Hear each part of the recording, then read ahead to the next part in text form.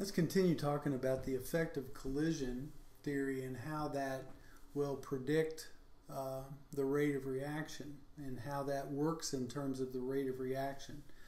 And this diagram is important for you to understand. Over here, and this is the plot of the time on the bottom here, or the amount of reaction here, and this is the plot of the energy that's involved.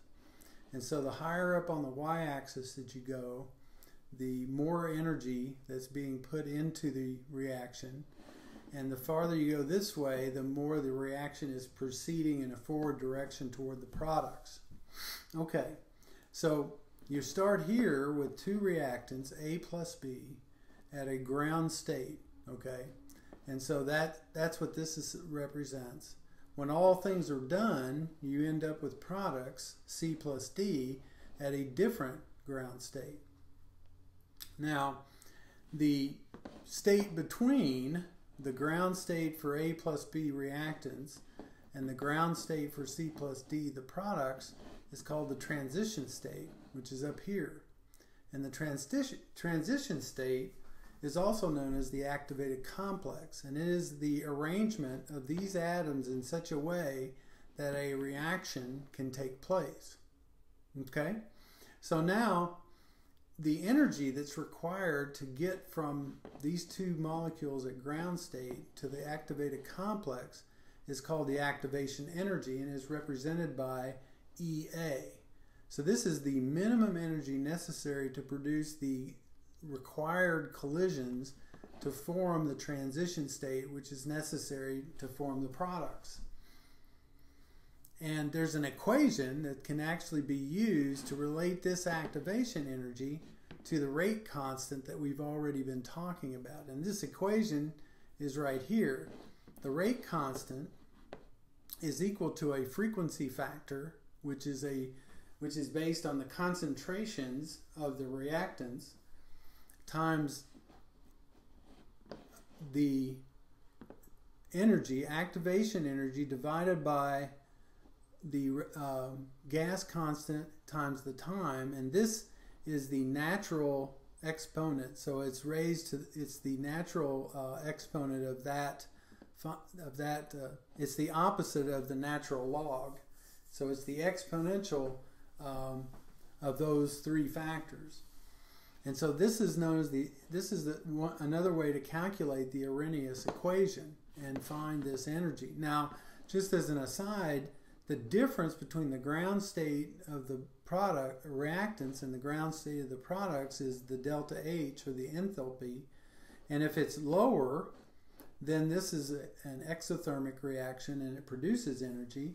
And if it's up here, it's an endothermic reaction and requires energy in the end. Okay, so what we see here is there's two situations with two different activation energies. Okay, you have on the y-axis you have the fraction of molecules. On the x-axis you have the kinetic energy of those molecules.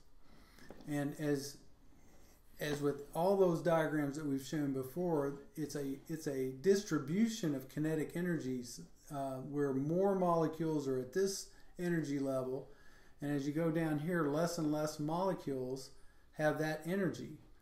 And if the activation energy is down here, then you have more molecules that can reach this energy compared to here. And this diagram over here represents two different temperatures, where this is the lower temperature and this is the higher temperature.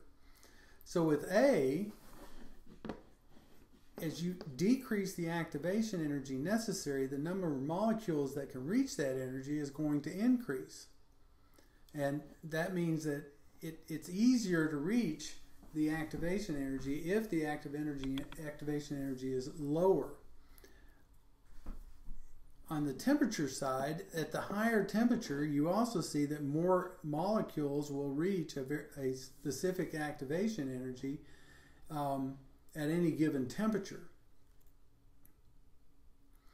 Now that relationship, the natural log of the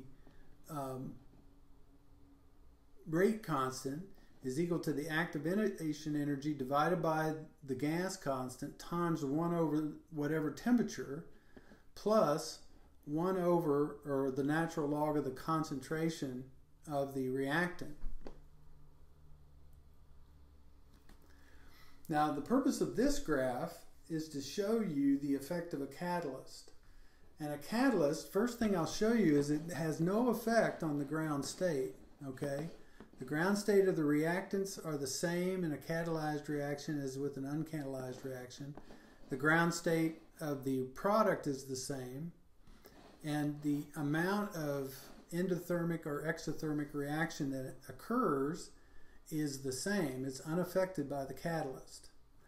What is affected is the transition energy or the activation energy. And a catalyst acts or does its business by decreasing the activation energy of the catalyzed reaction. And this shows that the activation energy of the catalyzed reaction is lower than the activation energy of an uncatalyzed reaction. And so obviously more molecules will be able to reach that, and the reaction will proceed more quickly. Now, some catalysts and some reactions have more than one step. So this is an uncatalyzed reaction. It has one activation energy, so it suggests that this reaction has one step, whereas the catalyzed reaction actually has two steps, where you reach one activation complex, then you reach a second activation complex. Now, both of these are lower than this single activation complex, so the effect is still to speed the reaction, although it does split it into two separate paths or separate steps. Now, in this diagram, you have two reactions. It's the same reaction. On the left is one reaction, on the right is the other. Which reaction represents the catalyzed reaction, and which reaction represents the uncatalyzed reaction? And what is the activation energy for the uncatalyzed reaction? Well, it's pretty obvious that the activation energy is higher on the left here compared to the right. And so that B is the catalyzed reaction and A is the uncatalyzed reaction. The activation energy for the catalyzed reaction is approximately 20 kilojoules, and the activation energy for the uncatalyzed reaction is 32 kilojoules. Now here's another example in which you see here is a two-step process for both the uncatalyzed and catalyzed reaction. So one of these represents the uncatalyzed reaction and the other represents the catalyzed reaction. And if you look carefully, you'll notice that the first peak here is higher on this side compared to this side, even though the second peak is exactly the same. And so this is the catalyzed reaction again. This is B, and A is the uncatalyzed reaction. And the effect of the catalyst is to lower the activation energy in the first step, even though it does not affect the second step.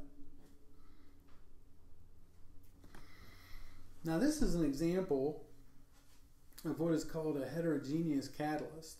And a heterogeneous catalyst is a catalyst that's in a different phase than the reactants and products. So the reactants and products here are in the gaseous phase. You have hydrogen and you have ethylene. Both of these exist in normal situations as gases. And the catalyst here is a nickel plate, which is a solid. And so that the idea here is that because these are in two different states, the catalyst is a heterogeneous catalyst. If they're in the same state, then it's called a homogeneous catalyst. And there's four steps that occur that lead to the catalysis of this reaction. And the first step is that the nickel acts as a plate or a place that the hydrogen atoms can bind to the nickel, and they breaks the bond between the two hydrogen atoms. And so they form binding between the nickel and the hydrogen, but the bond between the two hydrogen atoms is broken. The second step is the ethylene is then bonded to the nickel with the loss of one of the two bonds between the two carbons. The pi bond between the two carbons is broken, and you have one bond between the two carbons, and the lost bond becomes a bonding between the nickel and the carbon atoms. The third step is that these hydrogen atoms then associate with the open sites in the carbon, and then this allows them to collide, and then lastly these bond to the carbon separate, and you have ethane. So you go from ethene to ethane, and this is how this homogeneous or heterogeneous catalyst works. It orients this molecule in such a way, and it attaches its reactants in such a way that they can collide with each other much more easily and form this new product. Enzymes are biochemical catalysts, and it's believed that they work in two ways. The older theory is called the lock and key theory, which is illustrated on the left here. In the lock and key theory, you have two sites in which the two reactants bind perfectly in these two sites. Then the two reactants, because they're binding here, they're associated with each other, so the activation complex occurs here, and then the reaction then proceeds, and then this comes off as a single product.